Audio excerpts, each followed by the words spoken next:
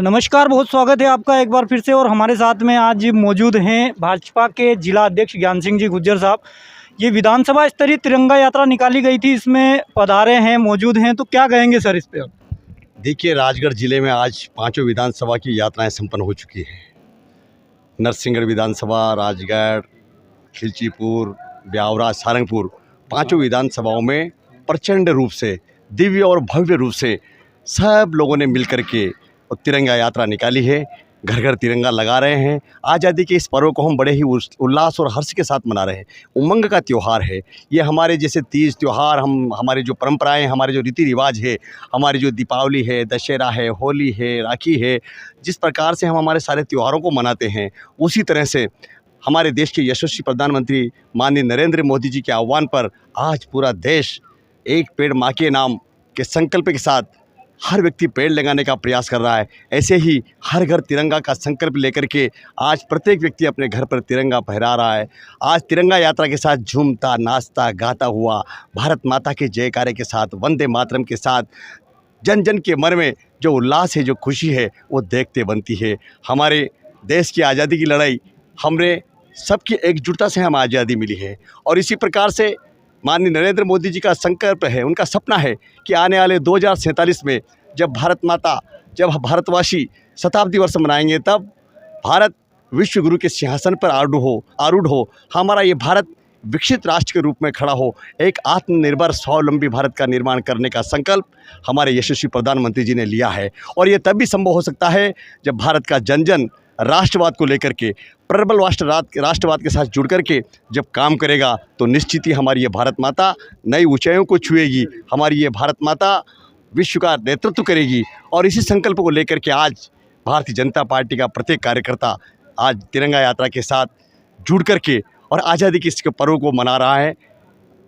सफल यात्रा का जो श्रेय है ये किसको जाना चाहिए? सारे देशवासियों को, जन जन को, सभी भारतीय जनता पार्टी के कार्यकर्ताओं को इस बात का श्रेय है, धन्यवाद है। सब बधाई के पात्र हैं। अपना सब काम छोड़ करके भारत माता के जयकारे के साथ आज़ादी के इस पर्व को, आज़ादी के दीवानों को याद करते हुए आज प्रत्येक व्यक्ति मैदान में है और भारत माता का जयकारा के साथ हर घर पर तिरंगा लगा रहे हैं। इसलिए सबका इसमें श्रेय है, सबका इसमें सहयोग है। अच्छा, तिरंगा यात्रा जो है भारत के नाम निकाली जाती है, भारत माता के नाम निकाली जाती है, क्यों भाजपा के कार्यकर्ता ही इसमें शामिल होते हैं? नहीं, भाजपा के कार्यकर्ताओं ने तो सबसे आह्वान किया है। भाजपा के अंदर राष्ट्रवाद कूट कूट के भरा हुआ है। भारत माता की जय बोलना भी विपक्षी दल के लोगों को भारतीय जनता पार्टी का कार्यकर्ता नजर आता है। जब कहीं कोई व्यक्ति राष्ट्रवाद की बात करता है, चाहे वो कर्मचारी हो, अधिकारी हो, कोई चिंतक, कोई ऋषि हो, कोई मनीषी हो, कोई विचारक हो, कोई लेखक हो, जब वो राष्ट्रवाद की बात करते हैं तो उन पे सीधा आरोप लगा दिया जाता है कि ये तो आरएसएस का है, ये तो बीजेपी का है। यही तो सबसे बड़ी विडंबना की बात है। ये विचार करने की बात है कि विपक्ष भारतीय जनता पार्टी का विरोध करते करते देश का विरोध करने लग गया, भारत का विरोध करने लग गया। और इसी बात को हमें जन जन के बीच में ले जाना है। बाकी सारी जनता, जनमानस आज तिरंगे के साथ है, भारत के साथ है, पूरा जनमानस देश के साथ खड़ा हुआ है। लेकिन कुछ तुष्टीकरण की नीति अपनाने वाले लोग, अपने आप का जिनका उनका विकास नहीं हो पाया, अल्प बुद्धि के, मंद बुद्धि के कुछ लोग ऐसे हैं जो भारत माता की जयकारे को, वंदे मातरम को भी भारतीय जनता पार्टी का व्यक्ति मान लेते हैं। कोई जयकारा लगाता है भारत माता का है, कोई वंदे मातरम की जय लगाता है, वंदे मातरम बोलता है, तो उसमें उनको आरएसएस की, विश्व हिंदू परिषद, बजरंग दल की, भारतीय जनता पार्टी की बू आती है। यही तो कारण है कि आज हमारा विपक्ष पूरी तरह से भटक चुका है। भारत एक तरफ नरेंद्र मोदी जी आने वाले 2047 में भारत को विकसित राष्ट्र बनाने का सपना संजो करके बैठे हैं, एक आत्मनिर्भर और स्वावलंबी भारत बनाने का संकल्प लेकर के बैठे हैं। दूसरी तरफ विपक्षी दल के लोग भारत के टुकड़े करने पर आमादा है, भारत की माता की इज्जत को तार तार करने पर आमादा है। इसलिए आज ज़रूरत है देश के जनमानस को, और जिस प्रकार का घटनाक्रम आज दुनिया में दिख रहा है, नज़र आ रहा है, सुन रहे हैं, देख रहे हैं, समझ रहे हैं, उसके आधार पर सबको विचार करना होगा, जागना होगा। राष्ट्र पहले, हम सब बाद में हैं।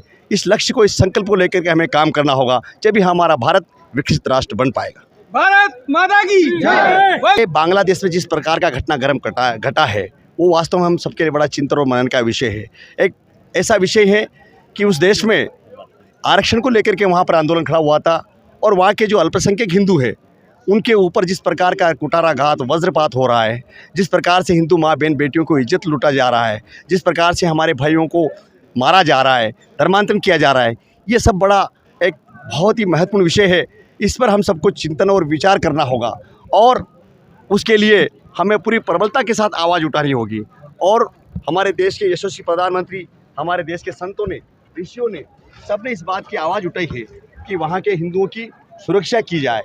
और पूरे विश्व में इस बात का आज पूरे विश्व में जहाँ जहाँ पर भी हिंदू निवास है करते हैं, सब ने अपनी आवाज़ उठाई है और इसलिए वहाँ पर हिंदुओं की सुरक्षा बहुत ज़रूरी है और भारत हर कदम उठाने के लिए इसके लिए तैयार है।